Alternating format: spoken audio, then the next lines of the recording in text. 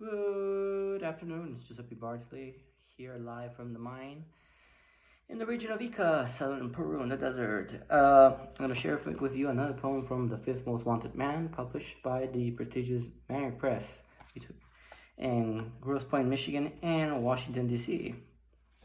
And one of the poems I wrote many years ago while I was studying at Kingston, reading my MA in creative writing before I started the PhD and stopped a couple years later. It's called Landlubber Blues, and this is a poem about my childhood. I used to be this ex-sailor who used to sweep the streets where there was tennis courts, and he kept it proper. And one day he wasn't there. He was there every day for like decades, and he had pneumonia. And the whole COVID idea that, or not idea, reality that people are dying of pneumonia or complications from severe coughs, I thought this would be a proper poem to talk about, especially since the elderly, the plus 65, because now we have third age and fourth age, because people are living beyond 80s. So now we have to, after 80 years, like the fourth age, which is pretty cool, the whole notion of it.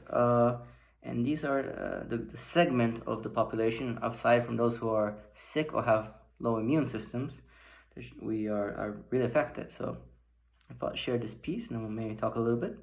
Landlubber Blues.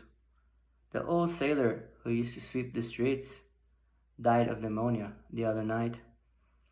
I'm not surprised, considering he changed his address from day to day in the same way a dealer shuffles cards.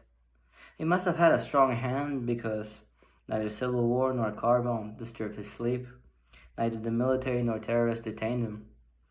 And as his room leans abandoned on some wall, like a broken mast, or maybe not, I cannot help but thinking how ironic, after all that, to have drowned on dry land. So, it's in memoriam of that gentleman. It's a reality we're facing in the world, that now the elderly seems to be like the target, the shooting target, the target practice.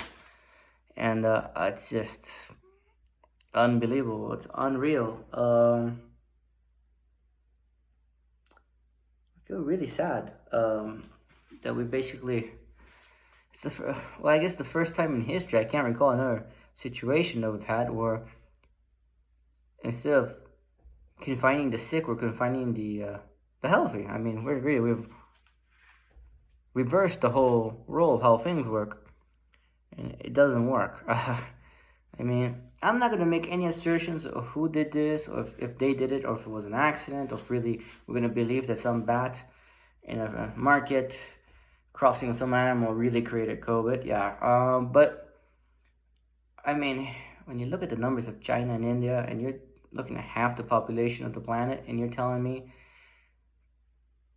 in two countries where the poor are meant to be poor and are not even looked like as human beings because of the caste system or whatever, or you're telling me that only 80,000 people died? I find that, or 40 or 50.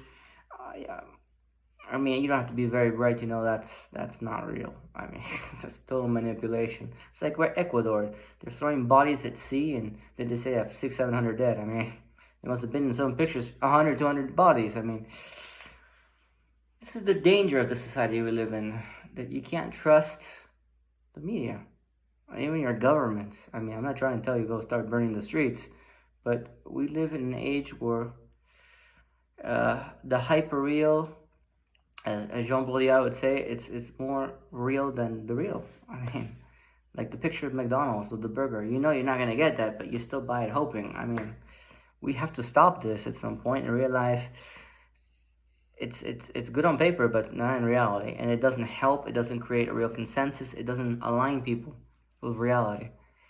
And my hope is that through poetry, I know it's fiction in the end, because it's biased. It's my opinion of what happened. I mean, if we all tell a story of an event we saw, we're going to have different opinions or different interpretations, because different people see things in different ways. So I'm hoping that maybe we can learn to see the reality for what it is and help each other.